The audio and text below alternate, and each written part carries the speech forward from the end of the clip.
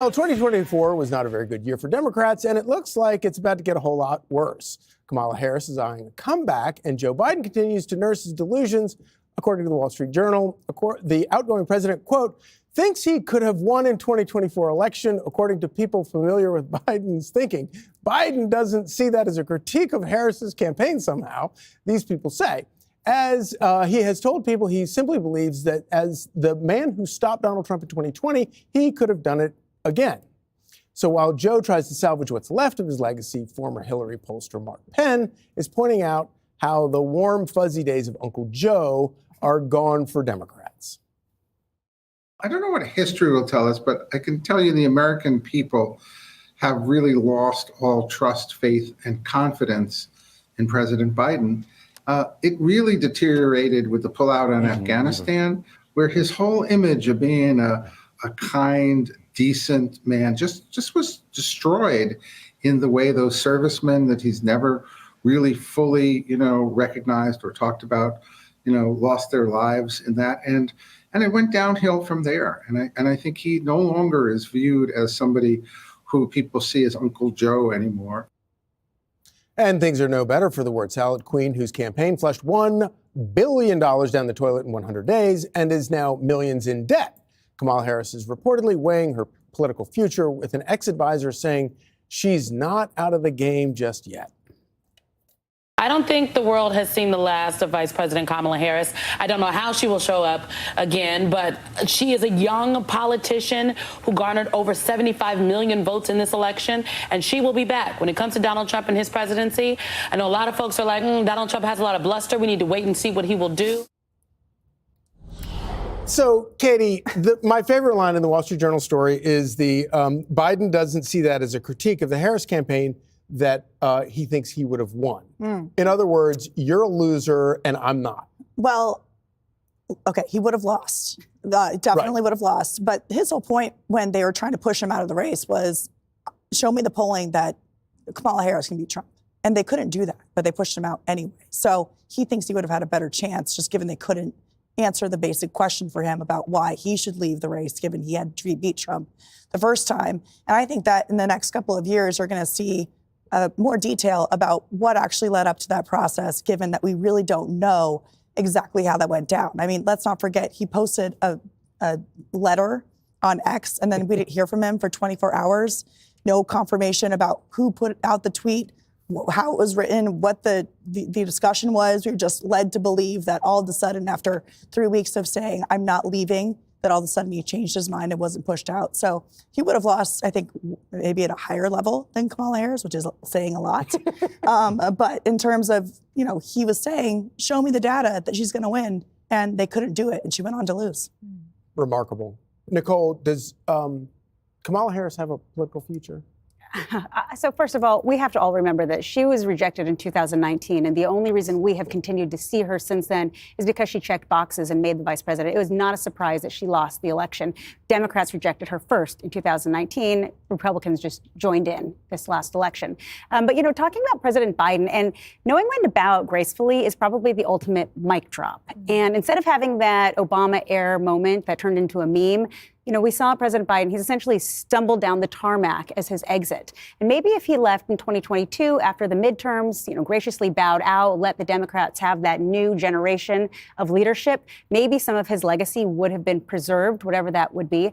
But I have to agree, he no longer has that Uncle Joe moment. He's grumpy grandpa. And it's really been this demise of him, mentally and physically, but also Afghanistan withdrawal and everything that has happened since then. I don't think that history is going to look favorably upon him. But he is starting a diaper trend in Times Square tonight, so give him credit for that.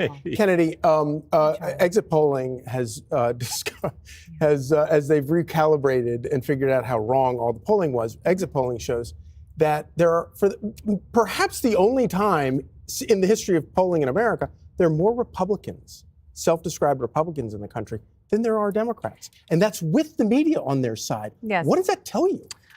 It tells me that people are hurting, and the government that has been in place is not working for them. And the beautiful thing about this country is people can make a change.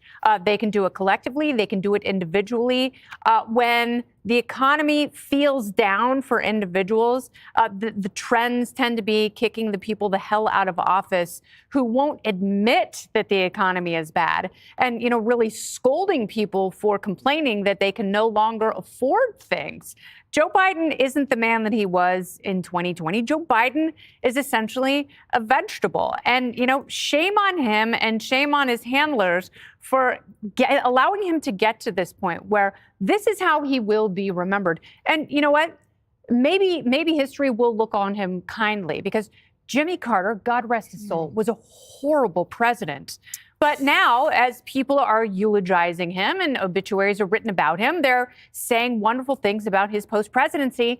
Joe Biden, you know, and unless there's a miracle of science that is enacted within the next 18 months, he doesn't have time on his side. He doesn't have decades to rebuild his image and win a Nobel Peace Prize. So I think, you know, what you see is what you're going to get for quite some time.